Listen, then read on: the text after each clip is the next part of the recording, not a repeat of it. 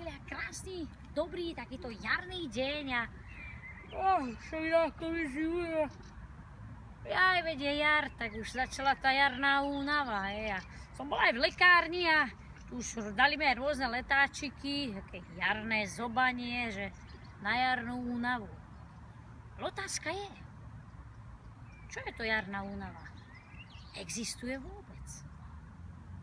Pretože keď si to tak vezmeš zhruba 10 rokov, 20 dozadu, tak pojem ako jarná únava vôbec neexistoval. Z mojej expertízy opäť vyšlo najavo, že jarná únava vôbec neexistuje. Je to iba masové programovanie farmaceutického priemyslu, pretože keď pôjdeš do lekárne, tak ti dajú zhruba desiatky liekov, ktoré sú na jarnú únavu. Čiže pre farmaceutický priemysel super biznis. Takže z mojej expertízy vyplýva, že jarná únava absolútne neexistuje.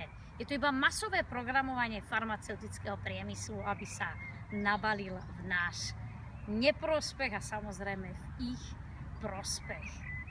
Takže v krátkosti si poradím, keď začneš mať tú jarnú únavu, tak vyjdi do prírody, maj krásny deň, urob si krásny výlet, pretože jarná únava vôbec neexistuje. Takže z mojej strany všetko.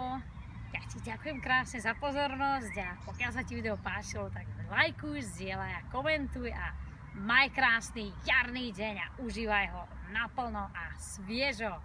Takže ahoj!